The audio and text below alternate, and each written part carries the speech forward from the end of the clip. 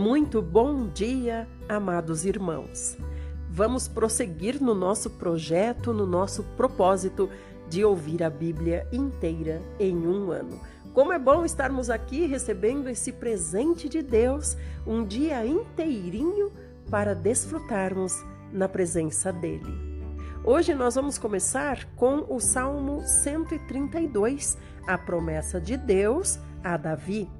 Esse também é um cântico de peregrinação, ou seja, os israelitas estavam cativos. Senhor, lembra-te a favor de Davi de todas as suas provações, como fez votos solenes e juramentos ao Eterno, o poderoso de Jacó, declarando: não entrarei na minha tenda e não me deitarei no meu leito, não permitirei que meus olhos conciliem o sono, nem que minhas pálpebras repousem, enquanto não encontrar um lugar para o Senhor, uma habitação para o poderoso de Jacó. Ouvimos falar que a arca poderia ser encontrada em Efrata, mas a encontramos nos campos de Jaar. Entremos na sua habitação, vinde e adoremos ao Senhor diante do estrado de seus pés. Levanta-te, ó Senhor, e vem para o teu lugar de repouso, tu e a arca onde resplandece a tua glória. Vistam-se de justiça os teus sacerdotes e rejubilem-se com cânticos de louvor os teus fiéis. Por amor ao teu servo Davi, não rejeites o teu ungido. O Senhor determinou uma promessa a Davi, um juramento firme que ele não revogará jamais. Estabelecerei um dos teus descendentes no teu trono. Se os teus filhos guardarem a minha aliança e as prescrições que eu lhes ensino, também os filhos deles se assentarão no teu trono por toda a eternidade. Pois o Senhor escolheu Sião com a vontade de constituí-la sua morada. Este será sempre o lugar do meu repouso, ali residirei, porque assim eu o desejei. Abençoarei copiosamente suas provisões, e de pão saciarei seus pobres. Vestirei de salvação os seus sacerdotes, e seus fiéis a celebrarão com grande júbilo. Lá eu promoverei o renascimento do vigor de Davi, e farei resplandecer a luz do meu ungido. Cobrirei de ignomínia os seus inimigos, mas sobre ele florescerá a sua coroa. Aleluia! Aqui eles estão lembrando o Senhor da promessa que foi feita a Davi, mas dentro dessa mesma promessa está o se do Senhor, se vocês fizerem a sua parte, e assim é conosco também.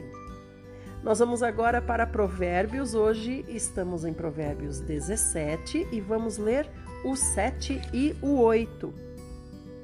Os lábios eloquentes não ficam bem ao insensato, muito menos a língua mentirosa ao governante. O suborno age como pedra mágica aos olhos de quem o oferece e causa a ilusão de que é possível comprar qualquer pessoa. Que o Senhor nos mantenha fortes e em pé, como Estevão, e que nós nunca tenhamos preço que nos compre. Vamos agora para o Velho Testamento. Nós estamos em 1 Reis, hoje capítulo 13. Nós estamos na história de Jeroboão e Roboão. Roboão é filho de Salomão e está reinando apenas sobre 2 tribos, Judá e Benjamim. Por quê? Porque Salomão não obedeceu, se tornou idólatra no fim da sua vida e então o Senhor dividiu o reino. e levantou Jeroboão, que reina sobre as outras 10 tribos. No entanto, Jeroboão, como primeiro ato público do seu governo, já instalou logo 2 bezerros de ouro, um em cada canto do seu território, do seu reino, e para impedir que os seus súditos fossem até Jerusalém para sacrificar no templo de Salomão, uma vez que Jerusalém está debaixo do governo de Roboão, filho de Salomão. Então, Jeroboão tinha medo de que o seu povo, né, sobre o qual ele governava, se voltasse contra ele, se juntando a Roboão. E eis que um homem de Deus chegou de Judá a Betel, por ordem de Iavé, no momento em que Jeroboão estava em pé diante do altar para queimar incenso. Esse altar, então, nós sabemos, né, irmãos, que é um altar idólatra. E o Senhor mandou um homem até lá para profetizar naquele momento. Esse homem veio de onde?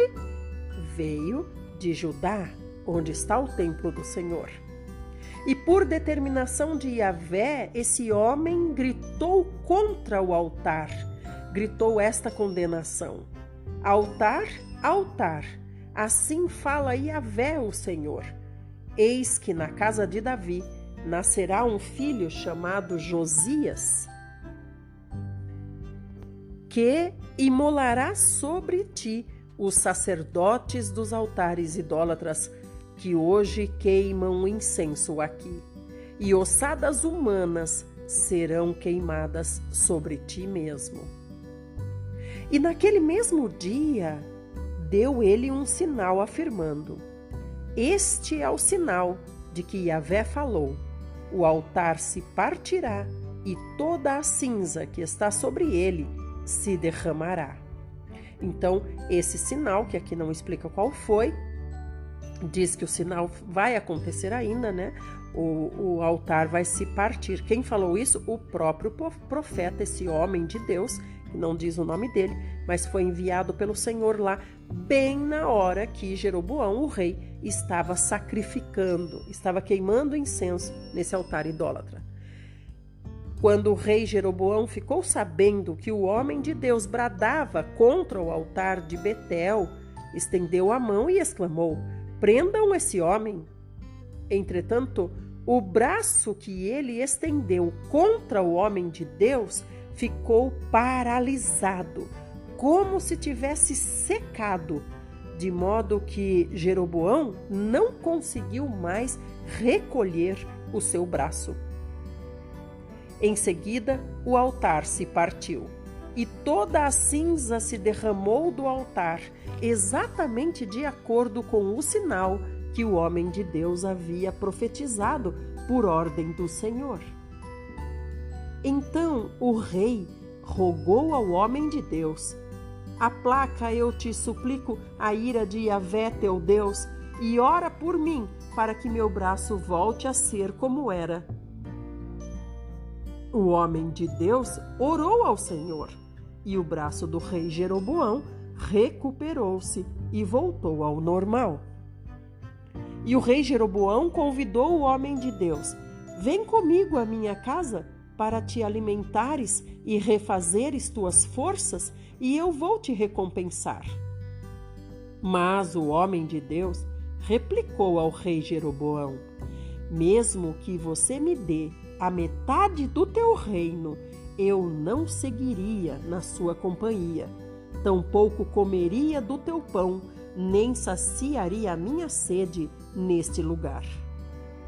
Porquanto recebi de Iavé esta ordem: nada comerás, nem beberás, nem voltarás pelo mesmo caminho por onde fores. E o homem de Deus retornou por outro caminho, sem passar segunda vez pelo caminho que o conduzira até chegar em Betel. Em Betel morava um profeta já idoso. Seus filhos vieram contar para ele tudo o que o homem de Deus havia realizado naquele dia em Betel, e compartilharam com ele também as palavras que o homem de Deus havia dito ao rei Jeroboão. Então seu pai lhes indagou: em que direção esse homem seguiu? E os filhos lhe mostraram o caminho que tomara o homem de Deus que viera de Judá. Solicitou o profeta a seus filhos: selai o meu jumento. E eles selaram o jumento e o pai montou. Partiu em busca do homem de Deus e encontrou o homem de Deus sentado debaixo de um grande carvalho.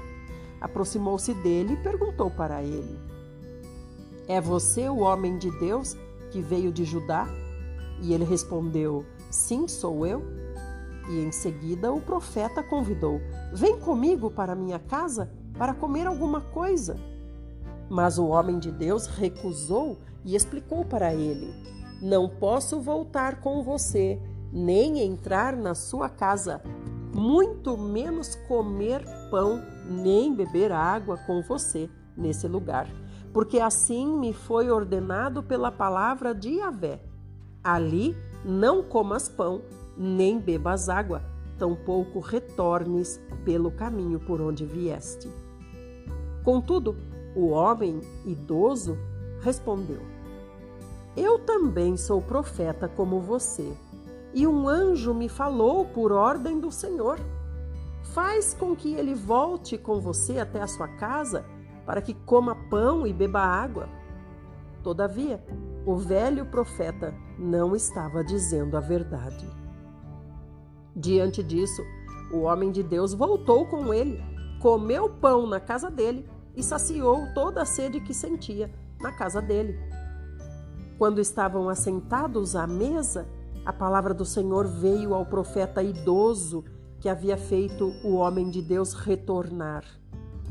E ele clamou ao homem de Deus que tinha vindo de Judá: assim fala Yahvé, porque foste rebelde à palavra de Yahvé e não cumpriste a ordem que te dei, o Senhor teu Deus, mas voltaste, comeste e saciaste a tua sede no lugar sobre o qual eu te havia prevenido. Não comerás, nem beberás ali.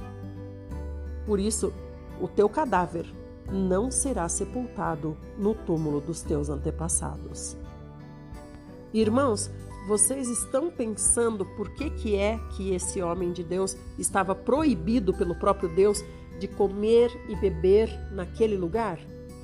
Por causa da idolatria, porque provavelmente todo o alimento e toda a água era consagrada a esses deuses infames, a esses deuses que exigiam sacrifícios nesses altares.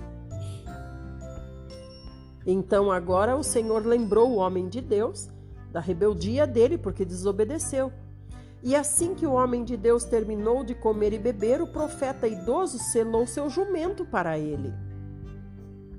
Então o homem de Deus pegou o jumento, e no caminho um leão o atacou e o matou.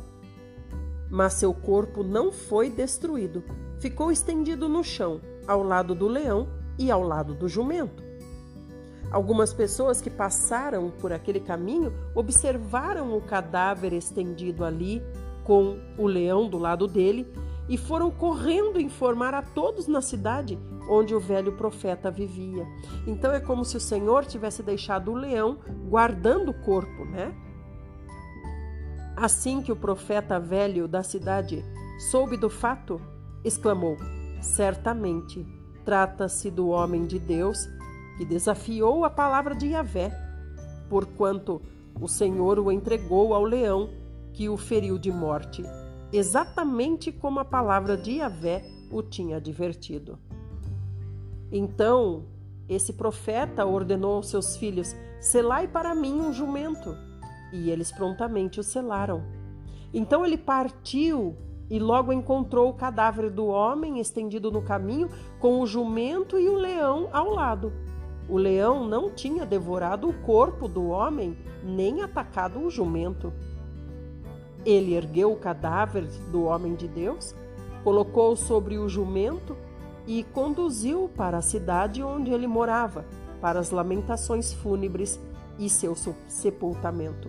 Então aqui a gente vê que o Senhor providenciou isso, o Senhor providenciou isso porque era um homem de Deus, era profeta dele. Então, embora tenha desobedecido, o Senhor honra tudo o que ele fez em obediência. Não é porque desobedeceu uma vez que o Senhor também abandona, né? Então, o Senhor guardou o jumento e o leão guardou o corpo, porque assim ele pôs o corpo no jumento e conduziu até a cidade de onde ele veio, lá em Judá. O profeta idoso enterrou o corpo do homem de Deus em seu próprio túmulo e choraram por ele, exclamando: ai, ai, irmão meu. Perdão, irmãos, ele não levou com o jumento até Judá. Eu achei que tinha levado até a cidade do profeta, do homem de Deus. Não, ele levou de volta para a sua cidade, né? Ali nas terras de Jeroboão. Então ele chorou: ai, ai, irmão meu. Depois de tê-lo sepultado, encomendou a seus filhos: quando eu morrer, sepultai-me no mesmo túmulo que foi sepultado o homem de Deus. Depositareis os meus ossos junto aos ossos dele. Por quê? Porque daí ele teve a afirmação, né? A confirmação de que realmente esse era um homem de Deus. Porque em verdade vos asseguro que se cumprirá toda a palavra que este homem profetizou por ordem de Yahvé, o Senhor, contra o altar de Betel e contra todos os altares idólatras das cidades de Samaria.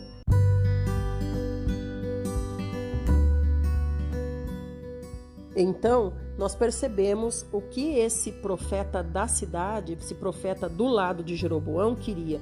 Ele queria a confirmação se a profecia que esse homem veio trazer de Judá realmente vinha de Deus. Ele queria confirmar isso. Então, como o homem de Deus falou: eu não posso comer nem beber aqui, porque Deus me proibiu. Eu não posso. Então, esse velho profeta do lado de Jeroboão, que está contaminado com idolatria, com certeza, tanto é que já mentiu, começou mentindo para o homem de Deus, né, dizendo: não, um anjo apareceu para mim e disse: leva ele para sua casa, mata a fome dele, mata a sede dele. Então, completamente contaminado esse profeta, né, embora seja chamado de profeta ainda lá onde ele vive. O que ele pensou? Se eu der comida e bebida para ele, vamos ver o que vai acontecer. Conforme o que acontecer, se confirma se ele é de Deus mesmo ou se ele é um mentiroso. E aí, como o homem foi morto pelo leão, ele aqui diz: até mesmo quando eu morrer, me enterre no túmulo junto com esse homem, porque se tratava de um profeta de Deus. Mas ele também disse: agora eu sei que tudo o que esse homem falou vai se cumprir contra Betel.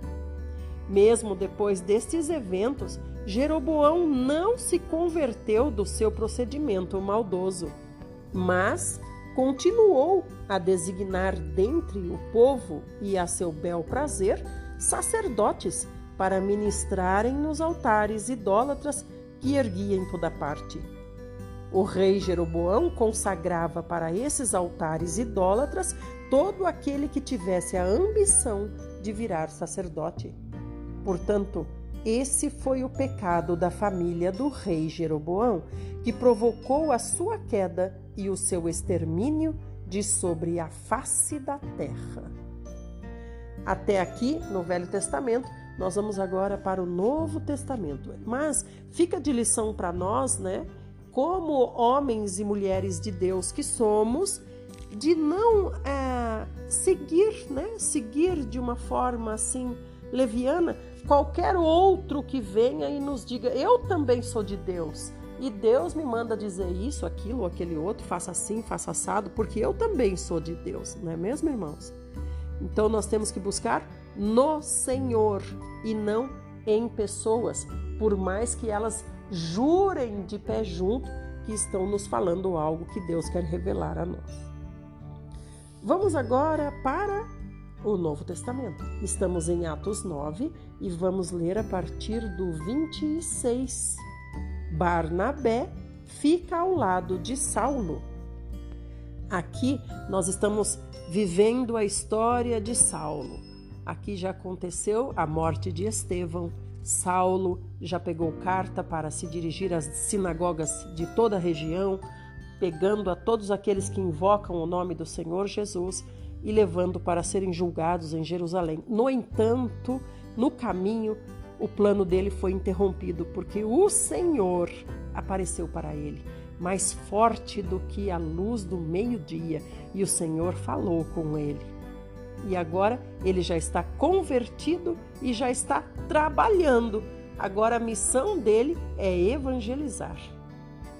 E ele está nesse processo e agora vai se encontrar com Barnabé. Assim que Saulo chegou a Jerusalém, procurou reunir-se aos discípulos de Jerusalém. Contudo, todos os discípulos de Jerusalém estavam assustados e com muito medo de Saulo, porque eles não conseguiam acreditar que Saulo fosse um verdadeiro discípulo. Por quê, irmãos? Porque eles já tinham sofrido muito na unha de Saulo. Olha o exemplo de Estevão. Mas Barnabé, tomando Saulo consigo, levou Saulo até os apóstolos e daí, chegando lá, narrou, no caminho, narrou para Saulo que Saulo tinha visto o Senhor, e tudo que o Senhor tinha falado para ele, e como em Damasco ele tinha pregado em o nome de Jesus, com poder e coragem, levou consigo todos os apóstolos e lhes narrou. Mas Barnabé, tomando Saulo consigo, o levou aos apóstolos e lhes narrou como no caminho Saulo tinha visto o Senhor. Então, foi Barnabé que contou tudinho para os apóstolos. Parece assim, a gente consegue imaginar assim, como se Saulo tivesse ficado esperando. Saulo, você fica esperando aqui fora, eu vou lá explicar para eles, né? E assim, Saulo permaneceu com eles e caminhava com liberdade em Jerusalém, proclamando com toda ousadia o nome do Senhor. Então aqui Saulo ainda está naquela transição, né? Os judeus olhavam para ele e sabiam que era Saulo. E no entanto, os judeus convertidos olhavam para ele e ficavam, mas ele é do nosso lado agora? Então ele está nessa transição. Ele pregava e argumentava com os judeus de fala grega. Contudo, eles procuravam um meio para tirar-lhe a vida. Então é um grupo específico de judeus, né? Os judeus de fala grega já estavam conspirando contra a vida de Saulo. Havendo, porém, essas informações, chegado ao conhecimento dos irmãos, conduziram Saulo até Cesareia e o enviaram para Tarso. Assim, a igreja passava por um tempo de paz em toda a Judéia, Galiléia e Samaria, sendo edificada e vivendo no temor do Senhor. Está vendo por que a igreja teve um tempo de paz? Por quê? Porque Saulo se converteu. Por isso que a igreja teve esse tempo de paz. Quem era o mais fiel, quem era o mais acirrado, quem era o mais contundente, era o próprio Saulo. Com a conversão dele, a igreja teve um tempo de paz. E por meio da coragem proporcionada pelo Espírito Santo, a igreja crescia dia a dia em número. Então, só aqui, né, gente, Saulo acabou de se converter, acabou de começar a trabalhar para o Senhor e ele já foi salvo pelos irmãos 2 vezes. Primeiro, lá onde ele estava, em Damasco, onde ele foi perseguido e colocaram ele num cesto e desceram pela muralha da cidade. Agora, aqui em Jerusalém, de novo, ele já está sendo salvo. Por quê? Porque os judeus de fala grega já queriam tirar a vida dele e os irmãos salvaram de novo, tirando para fora dali, né? Aconteceu que, viajando Pedro por toda parte, chegou também aos santos que habitavam em Lida. Ali encontrou um homem paralítico que se chamava Enéas e que estava prostrado numa cama fazia 8 anos. Então Pedro falou para ele: Enéas, Jesus, o Cristo, te cura. Levanta-te e arruma tua cama. E Enéas se levantou no mesmo instante. E viram todos os que moravam em Lida e Sarona, os quais se converteram ao Senhor. Entre mentes havia em Jope uma discípula chamada Tabita, que em grego significa Dorcas, que se dedicava ao ministério de boas obras e ajuda financeira aos pobres. E aconteceu que naqueles dias ela ficou muito doente e morreu. O corpo de Dorcas foi banhado e colocado em um quarto no andar superior da casa. Como a cidade de Lida ficava próxima de Jope, quando os discípulos ficaram sabendo que Pedro estava ali, logo enviaram até ele 2 homens com o seguinte pedido: não te demores em vir aqui até nós. Então, levantando-se Pedro, partiu com eles, e assim que chegou, levaram Pedro ao aposento do andar de cima da casa. Todas as viúvas rodearam Pedro, chorando e mostrando para ele os vestidos e outras roupas que Dorcas tinha feito para elas enquanto estava viva. Pedro pediu que todos deixassem o quarto. Em seguida, se ajoelhou e orou. Dirigindo-se à mulher morta, Pedro ordenou: Tabita, levanta-te. Ela abriu os olhos e, vendo a Pedro, sentou-se. A seguir, Pedro deu a mão e ajudou Tabita, que é Dorcas, a se colocar em pé. Então, chamando os santos, principalmente as viúvas, apresentou a elas Dorcas viva. Este fato se tornou conhecido por toda a cidade de Jope, e foram muitos os que passaram a crer no Senhor. Pedro ficou muitos dias em Jope, hospedado na casa de um curtidor de peles, chamado Simão. Aleluia! Então a gente vê que história linda, né? Dorcas ajudava os pobres. Essas mulheres aqui provavelmente não tinham o que vestir, né? Só trapos. E aí elas mostraram seus vestidos. Que cena singela, né, irmãos? Elas mostraram seus vestidos e disseram: olha, nós podemos estar vestidas porque a irmã Dorcas fez esses vestidos aqui para nós. Que cena singela! Louvado seja o Senhor pela nossa leitura de hoje. E nós vemos que Saulo prossegue, nada o detém, graças ao Senhor. E ele virá e pregará a nós, e nós chegaremos também ao reino de Deus. Aleluia! Vamos orar. Senhor Jesus, nós queremos apresentar o nosso coração, Senhor, cheio de gratidão a Ti. Louvamos o Teu precioso nome, Senhor Jesus. Senhor, quantos passos foram dados para que hoje a salvação estivesse também sendo oferecida a todos nós que andávamos distantes de Ti. Senhor, que o Senhor possa também atingir o coração daqueles pelos quais nós oramos, pelos que estão no nosso coração, pelos quais nós oramos e choramos. Senhor, fica conosco nesse dia, fala conosco, Senhor. Traz a Tua palavra para nós como um alimento já cozinhado, como um alimento já preparado, para que nós possamos degustar, ruminar, Senhor. Senhor, faz com que tenhamos entendimento daquilo que o Senhor quer nos dizer. E fica conosco, com a nossa família, nos guardando, nos protegendo, aos nossos irmãos também. Abençoa esse irmão, essa irmã que está aqui ouvindo. E fica, Senhor Jesus, sempre, todos os dias, trazendo para nós um pouquinho mais do Teu amor, da Tua palavra e de tudo que o Senhor tem para nos entregar. Amém. Amém, queridos e amados irmãos? Amanhã continuamos, se assim o nosso maravilhoso Senhor Jesus o fizer.